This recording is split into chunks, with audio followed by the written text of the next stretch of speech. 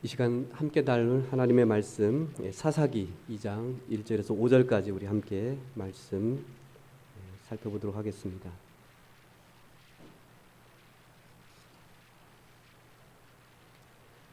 사사기 2장 1절에서 5절까지입니다.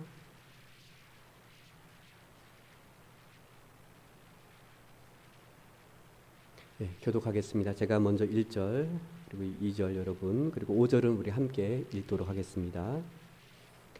여호와의 사자가 길갈에서부터 보김으로 올라와 말하되 내가 너희를 애굽에서 올라오게 하여 내가 너희의 조상들에게 맹세한 땅으로 들어가게 하였으며 또 내가 이르기를 내가 너희와 함께한 언약을 영원히 어기지 아니하리니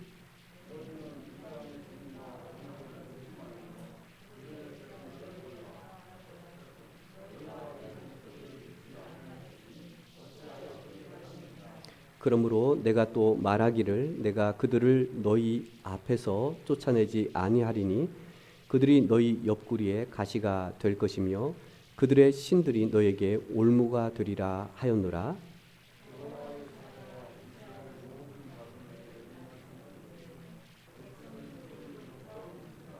그러므로 그곳을 이름하여 보김이라 하고 그들이 거기서 여호와께 제사를 드렸더라. 아멘. 인생은 힘들고 고달프고 어려움이 많은 것 같습니다. 저도 인생하면 힘들다 이런 생각을 간혹 하곤 합니다. 이런 힘듦이 그 이유는 여러 가지 있을 겁니다. 아마 가장 대표적인 이유는 우리의 삶의 고통, 이 고통을 저는 가시 이렇게 표현하고 싶은데요.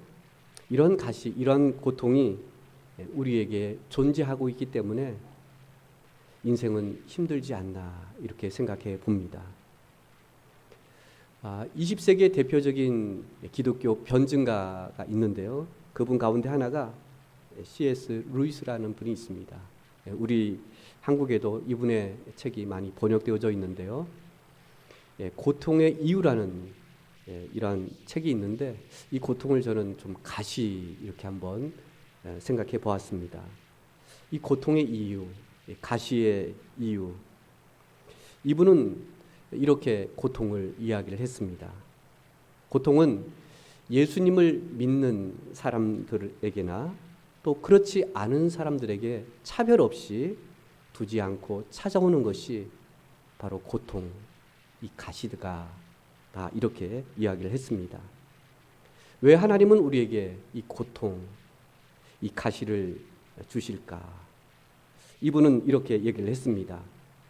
우리에게 이 가시, 이 고통을 통해서 하나님은 믿는 자와 믿지 않는 자들을 통해서 하나님의 뜻을 이루어 나가시기 때문에 그렇다. 이렇게 얘기를 했습니다.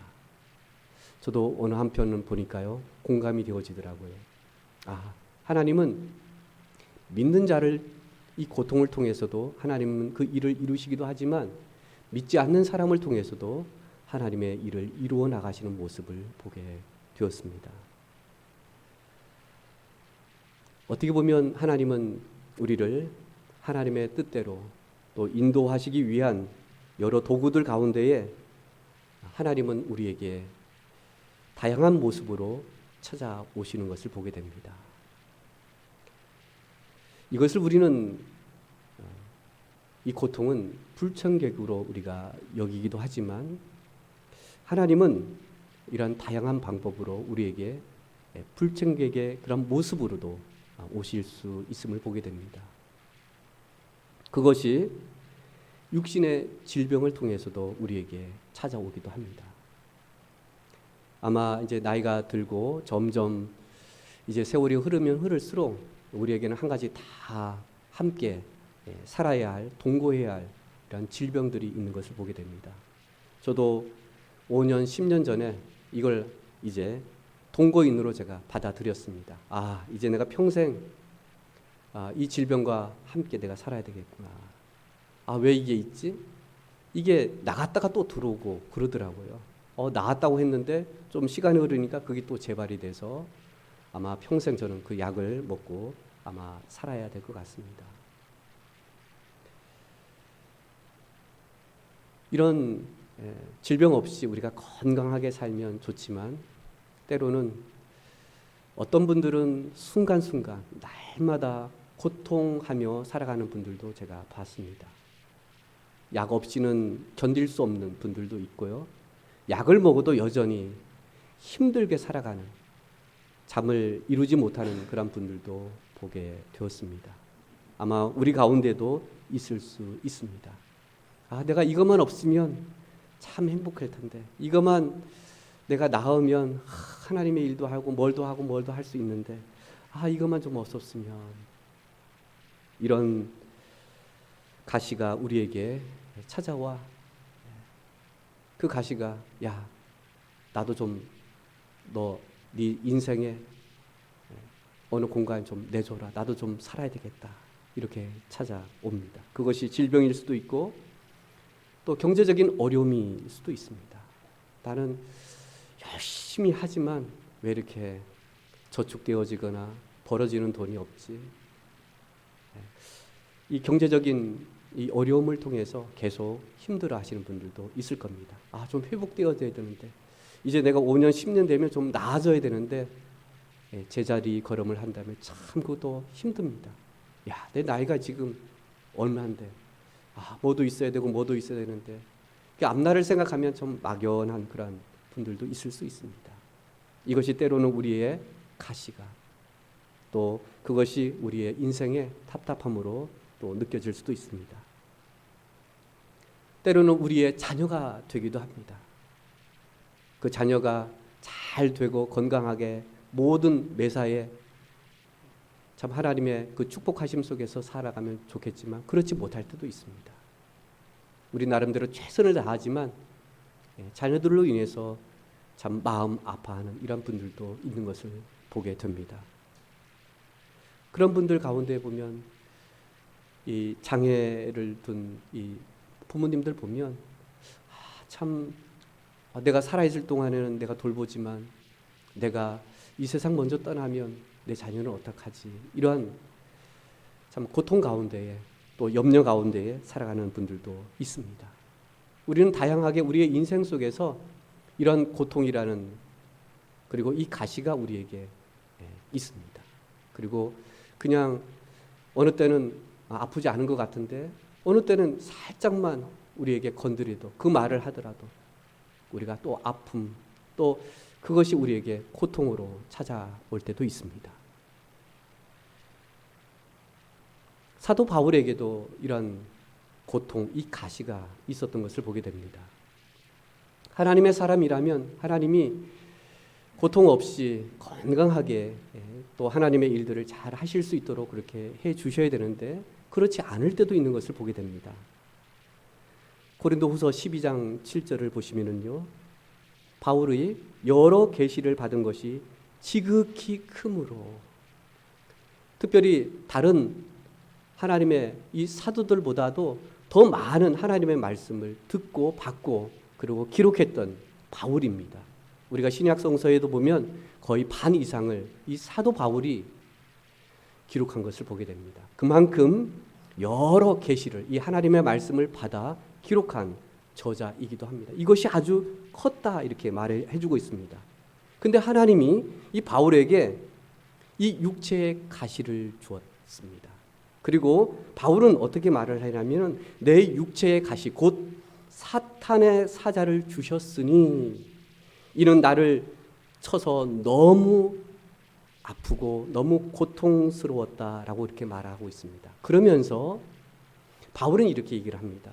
하나님이 여러 계시를 주신 것이, 그것이 나에게 사탄의 사자로 그리고 내 육체의 가시로 주셨는데, 하나님, 내가 아프지 않으면, 내가 건강하면 더 많은 하나님의 일을 할 수 있는데 왜 나에게 이러한 육체의 가시를, 이 고통을 주셨습니까? 바울은 이 육체의 가시를 어떻게 해석을 했냐면요, 여러 계시를 받은 것이 지극히 크므로 너무 자만하지 않게 하시려고. 이는 나를 쳐서 너무 자만하지 않게 하려고. 내가 너무 교만하지 않도록. 그리고 내가 하나님보다도 더 드러나지 않도록 하나님이 하시기 위해서 나에게 육체의 가시를, 이 고통을 주셨다. 그가 그렇게 고백하고 있는 것을 보게 됩니다. 오히려 하나님이 이런 육체의 연약함을 통해서 하나님의 능력을 더 드러내고 계셨다는 사실을 그가 고백하는 것을 우리는 알고 있습니다. 오늘 우리가 함께 읽은 이 본문에서 보면 어떻게 해서 우리에게 이 가시가, 이 고통이 주어질까 하는 겁니다. 이 가시는, 이 고통은 다양하게 우리에게 찾아올 수 있는데 그것이 어느 때는 우리가 이해하지 못하는 가시로 올 수도 있습니다. 어느 때는 그 가시가 이것 때문에 왔다는 사실도 알게 될 때도 있습니다. 인생의 가시가 주어지는 이유는 무엇일까라는 그 질문에 오늘 본문을 좀 살펴보기를 원합니다. 그 첫 번째 질문은 이겁니다. 우리의 인생의 가시가 주어지는 이유는 무엇일까 하는 겁니다. 왜 우리에게 고통이 주어지는 것일까?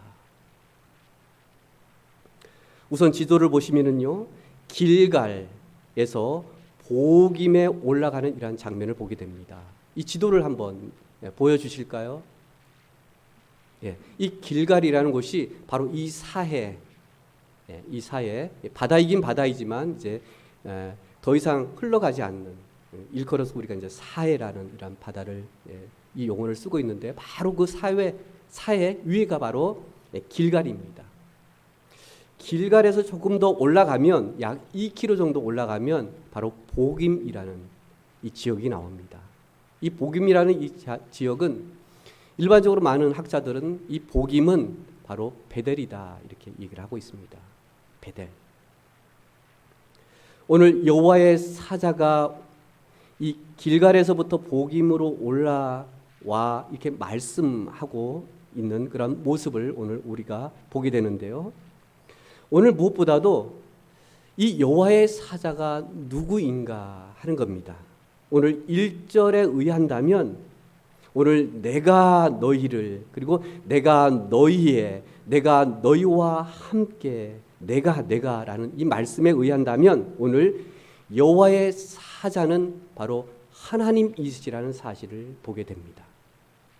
오늘 하나님께서 지금 베델에서 말씀하고 있습니다.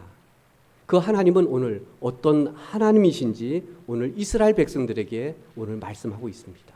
그 하나님은 1절 중반절을 보시면 내가 너희를 예굽에서 올라오게 하여, 이 예굽, 오늘날 이 이집트에서 이스라엘 백성들이 노예 생활을 했는데 이제 자유를 구원케 하신 그분이 바로 오늘 구원의 하나님, 바로 여호와의 하나님, 바로 나다 이렇게 말씀하고 있습니다.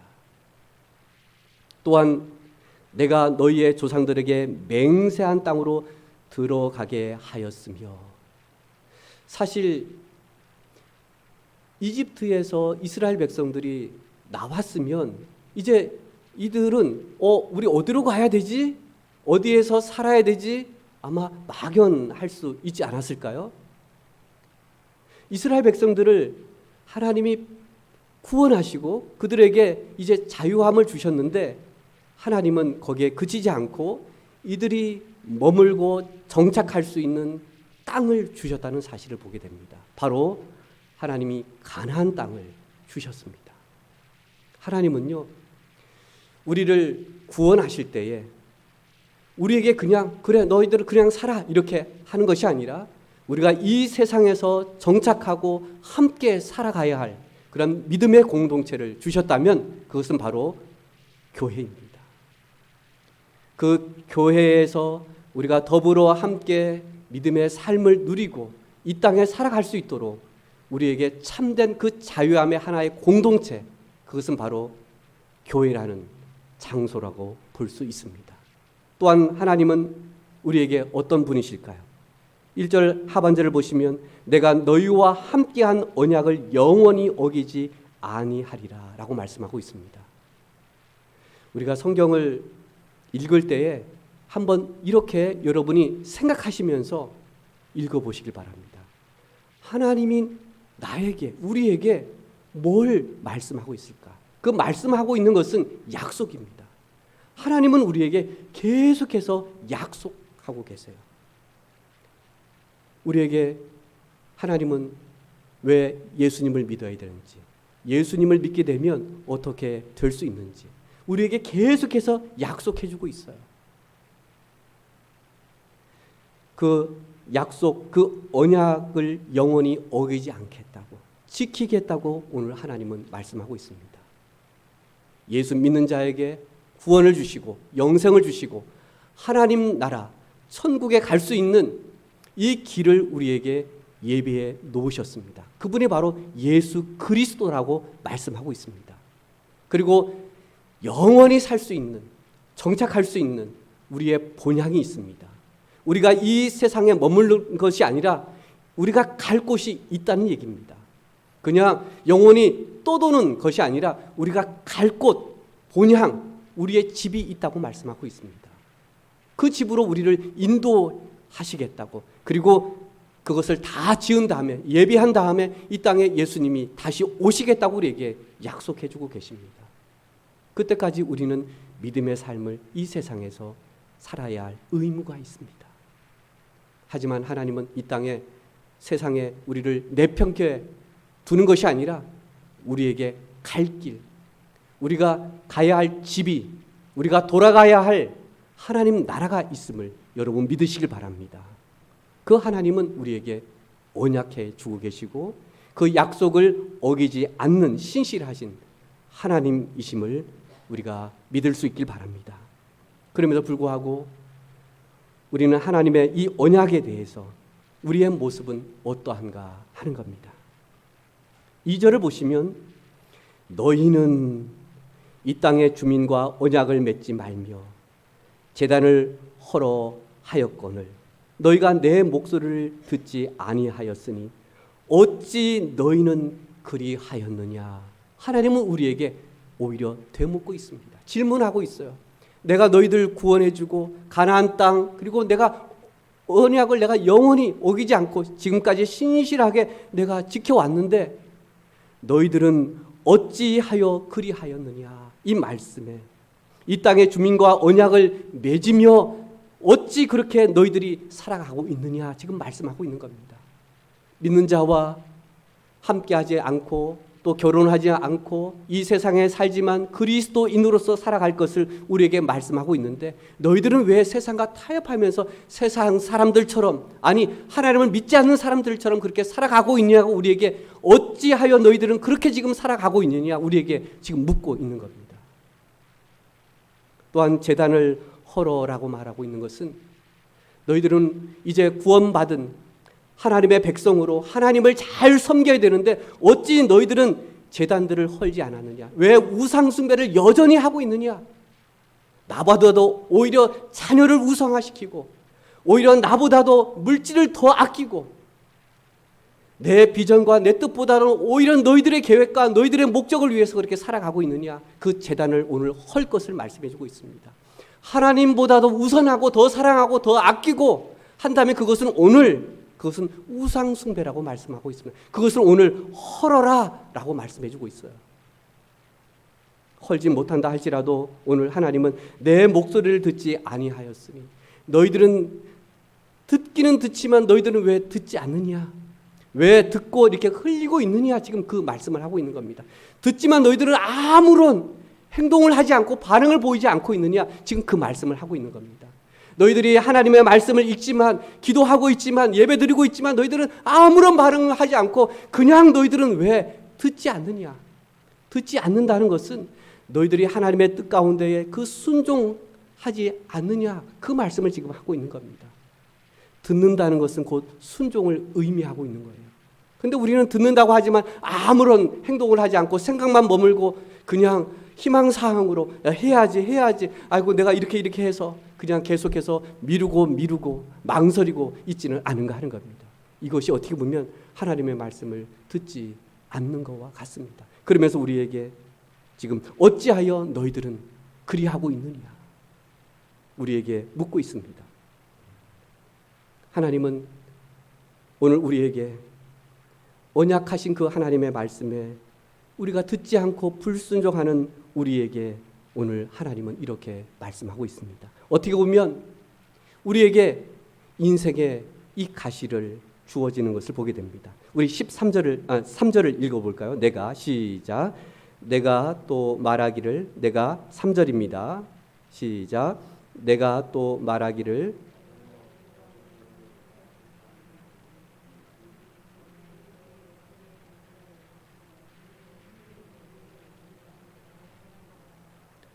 오늘 하나님은 우리에게 인생의 가시를 주시는 것을 보게 됩니다.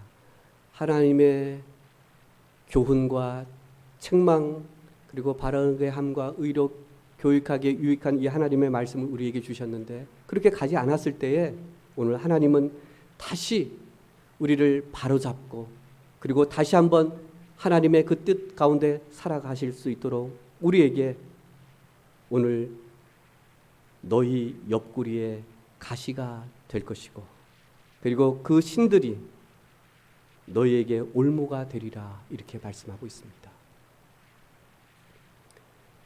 이 가시라는 것은 가만히 있으면 사실 아프지 않습니다. 근데 어떻게 해요? 건들면 아파요. 건들면 아픕니다. 우리에게도 이 아픔이 고통이 있잖아요. 근데 가만히 있으면 괜찮은데요. 뭔가 보거나 생각나거나 무슨 일이 있거나 누군가가 나한테 그 말을 하면 어떻게 이 가시가 건드려지면 아픕니다. 사실 이 가시는 안 보일 수도 있어요. 볼 수도 없을 수도 있습니다. 저 사람에게 어떤 가시가 있는지 모를 수 있어요. 그렇지만 그분에게는 그것이 가시가 되어서 고통이 되고 아픔이 되고 그리고 괴로워할 수도 있습니다. 하나님은 우리에게 인생의 이런 가시를 주시는데 이 가시를 우리는 이미 받았습니다. 누구에게나 이 가시가 있습니다. 여러분에게도 가시가 다 있을 겁니다. 아픔이 있을 겁니다. 우리가 일반적으로 말하는 사연들이 다 있을 겁니다. 그거 생각하면 그거 말하다 보면 어떻게 해요? 눈물 흘리고 나도 모르게 그냥 아파요. 이런 사연들이 다 있습니다. 이런 가시가 우리에게 다 있어요. 그것이 우리에게 다양하게 있습니다. 그것이 건강일 수도 있고요. 또 자녀가 될 수도 있고요. 또 뭐가 될 수도 있고 뭐가 될 수도 있습니다. 그것이 다 우리에게 있습니다. 이런 가시가 우리에게 주어졌을 때 어떻게 해야 할까요? 질문이 두 번째는 이겁니다. 인생의 가시가 주어질 때 어떻게 해야 할까 하는 겁니다. 여러분은 어떻게 하시나요? 인생의 가시가 주어졌을 때. 왜 나한테 이런 가시가 있어? 왜 나한테 이런 고통이 있어? 왜 나한테 이런 시련이 있어? 왜 나한테? 왜?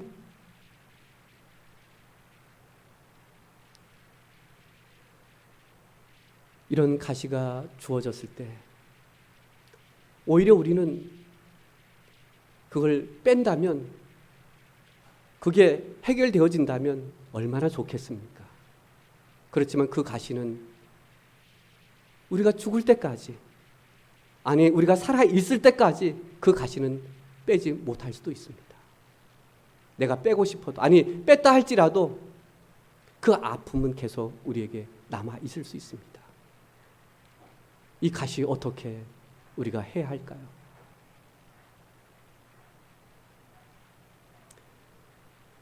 오늘 이스라엘 백성들은 하나님께서 말씀하셨을 때에 내가 이런 하나님이 아니었느냐.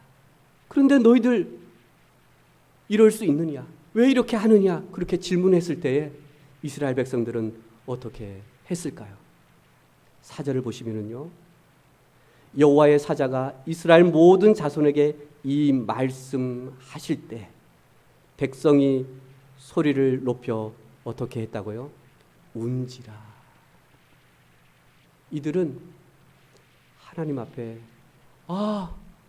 우리 하나님이 이런 하나님이었는데 우리를 구원해 주셨고 우리에게 가나안 땅을 주셨고 우리가 들어갈 본향인 하나님 나라를 주셨고 우리에게 여전히 우리가 비록 지키지 못했을 때에도 여전히 신실하시고 그 언약을 지켜주셨던 그 하나님이신데 우리가 왜 그 하나님의 말씀을 잊었지? 왜 우리가 그렇게 살지 않았었지? 이들은 애통해했다는 사실을 보게 됩니다. 울었다는 것은요, 오늘 무엇보다도 소리를 높여 울었다라는 것은 하나님 잘못했습니다. 잘못했습니다. 내가 그렇게 살지 않았어야 되는데 그때 하나님이 그렇게 말씀하실 때 제가 그렇게 돌아서고 그때 기도하고 하나님 앞에 제가 믿음으로 반응하고 하나님의 뜻을 구하고 더 믿음으로 살았어야 되는데 그렇게 살지 못했습니다. 이렇게 그들은 오늘 울었다는 얘기예요. 하나님 제가 그렇게 살지 못했습니다. 이들은 가슴을 치며 슬퍼하면서 울었다는 얘기입니다. 우리도 마찬가지로 비록 내가 원치 않은 가시였지만 내가 원치 않는 일을 했고 또한 그것이 잘못되었는지 잘했는지 알지 못했을 때 나에게 온 그 고통, 그 가시 그것을 가지고 다시 한번 하나님 앞에 하나님 그 가시가 그거였군요. 우리가 시간이 흐른 다음에 우리가 알 때도 있잖아요. 늦지 않았습니다. 근데 그 가시 때문에 오히려 하나님을 원망하고 하나님을 멀리하고 아예 교회를 나오지 않는 이런 분들도 있습니다. 그 가시가 너무 아파서 그 고통이 너무 힘들어서 우리는 이해할 수 있습니다. 하지만 이 인생의 가시, 이 인생의 고통이 우리에게 있을 때에 무엇보다도 우리가 하나님의 말씀을 기억하고 나를 구원해 주시고 나에게 은혜를 베풀어 주셨던 그 하나님, 나를 돌보셨던 그 하나님, 그때마다 하나님께서 나에게 사람을 만나게 해주시고 그 필요를 아시고 하나님이 공급해 주셨던 그 하나님, 그 하나님을 기억하고 우리가 하나님 앞에 나올 수 있길 바랍니다. 그것이 우리가 이 인생의 고통, 가시가 주어졌을 때 우리가 해야 할 일입니다. 우리가 하나님 앞에 나와야 되는 거예요. 또한 이 인생의 고통, 이 가시가 주어졌을 때 우리는 어떻게 해야 될까요? 5절 중반절을 보시면 그들이 거기서, 바로 그 거기서는 복임이라는 곳인데 바로 베델입니다. 베델이라는 이 지역은 아주 유명한 곳이죠. 바로 하나님을 만났던 사람들의 이야기가 거기에 나오지 않습니까? 베델에서 돌을 쌓아 예배를 드렸던 그런 장소이기도 하고요.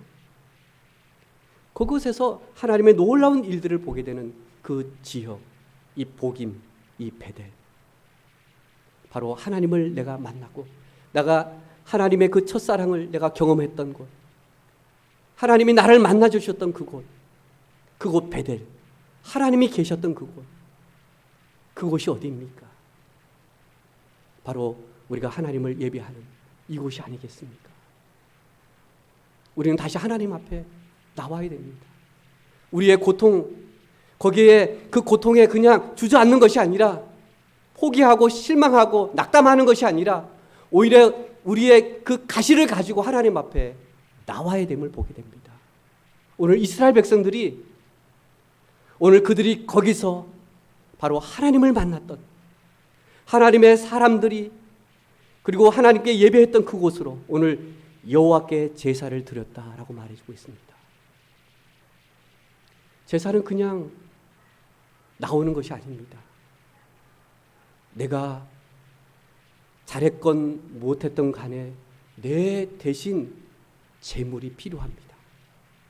우리는 어떻게 보면 지금 그냥 몸만 나오면 됩니다. 그렇지만 이 당시에는 제사를 드리기 위해서, 예배를 드리기 위해서는 내 대신 희생할 제물이 필요했습니다. 내 대신 짐승이 죽어야만 했습니다. 내가 죽어야 되는데, 내가 그 대가를 치러야 되는데 바로 내 대신 오늘날 바로 우리의 죄를 대속해 주신 그 예수 그리스도 그 이름으로 우리가 오늘 이렇게 자유롭게 나올 수 있습니다. 내 대신 죄를 대속해 주시고 내 고통을 다 짊어지고 가신 십자가의 그 주님 때문에 우리는 지금 그냥 나올 수 있는 거예요. 이게 은혜입니다.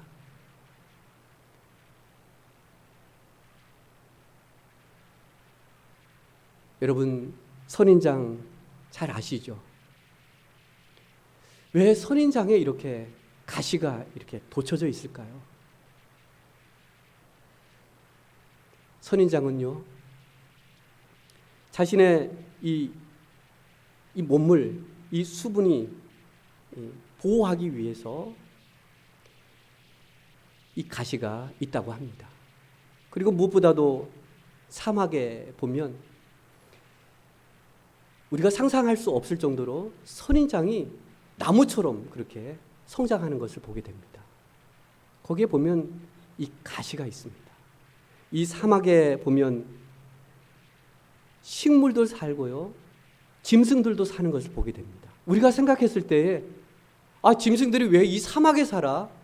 이런 자연, 이 나무, 물이 있는 이곳에서 살아도 되는데, 근데 놀라운 것은요, 사막에 식물과 동물들이 살고 있다는 겁니다. 그 악한 조건 속에서도요. 그러면 이 사막이니까 아무래도 수분, 물이 필요하잖아요. 그러니까 이런 선인장은 이 동물들의 먹잇감이잖아요. 이 속에 수분이 있으니까 이걸 이제 먹는 거죠. 근데 이 선인장도 살아야 되잖아요. 살기 위해서 이 선인장은 가시를 갖고 있는 겁니다. 가시를 갖고 있는 거예요. 어떻게 보면 나 함부로 대할 수 없어. 나도 여기서 살 권리 있어. 너희들 함부로 덤비지 마. 딱 하고서 어떻게 가시를 딱 이렇게 돋우고 있는 거죠. 하나의 무기가 되기도 합니다. 또한 이 가시는요, 이 사막에 얼마나 이 강렬한 햇볕이 내리쬐입니까? 그런데 이 태양, 이 강렬한 이 광선을 잘 견디게 해주는 것이 이 가시라고 합니다. 그렇다면 우리 인생의 고통, 이 가시, 어떻게 보면 이 선인장은요, 만약에 가시가 없다면 이 선인장은 위험합니다. 그리고 죽을 수 있습니다. 어떻게 보면 이 가시가 곧 자신의 생명을 지킬 수 있는 것이라고도 볼 수 있습니다. 우리에게 주어진, 그리고 우리에게 있는, 비록 아프고 힘들지만 우리의 이 가시가 때로는 우리가 하나님을 믿고 인생을 살아가는 데 있어서 우리의 무기가 될 수 있지 않을까요? 아니, 신앙생활 하는 데 있어서 없어서는 안 될 이 고통, 이 가시가 우리에게 필요하진 않을까요? 만약 우리에게 가시가 없다면, 고통이 없다면, 인생에 힘겨움이 없다면, 아픔이 없다면 우리가 과연 하나님을 믿을까요? 과연 우리가 기도할까요?